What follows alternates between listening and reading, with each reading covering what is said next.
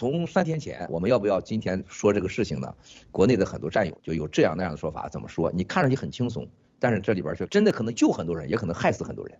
这个是压力是很大的，一直到昨天早上的时候，就是我真的是没法睡觉，就我躺床上，我以为睡着了呢，结果就发现15分钟就扑棱一下就醒了，就怎么睡不着？我昨天晚上吃了4次安眠药，4次安眠药没有管用，睡不着。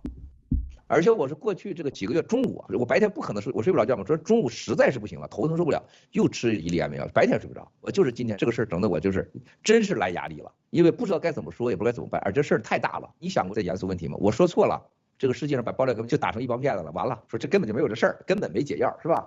然后呢，走完就胡说。再一个就是你说对了，我操，你咋知道啊？是不是？你怎么知道？你哪来的呀？另外一个就是大家想到国内的战友挺有信心，这是让我最难受的，就是一想我就控制不住啊，就是这几天我就一想到他我就鼻子就酸，我就不行，就不行了，就是受不了。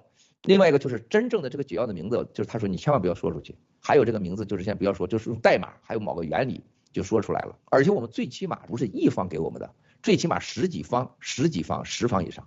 而且这些东西未来你像我向各国政府的时候，我要提供这个东西才可以。那么中间这些提供的人，你比如说我们某位战友这个女士，她说7哥，你看我先生也离开我了，孩子也都大了，我随时她说我每天离开门我都往后看2眼，我可能今天就回不来了。然后她说我每天回到家的时候，我今天又回来了，睡一觉，她说第2天离开还是这样。她说我一定要做这个事情，我要告诉你，就你去想这个战友跟我说这话时候我是什么心情，是不是？就是我们每天有多少人在背后真心的在和我们爆料革命在灭共。他说看到你这么勇敢，你完全不懂，你是完全站在正义的角度上。然后呢，我就老安慰他，他也给我解释了这些原理的情况。我们有2种药，实际上是在国内马上就可以买，就可以救命的。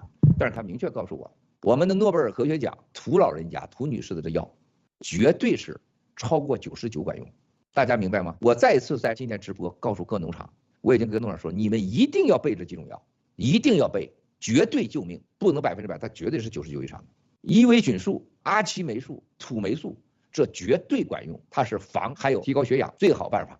但是真正的如果得上这病的，非常关键的就是我们的屠呦呦的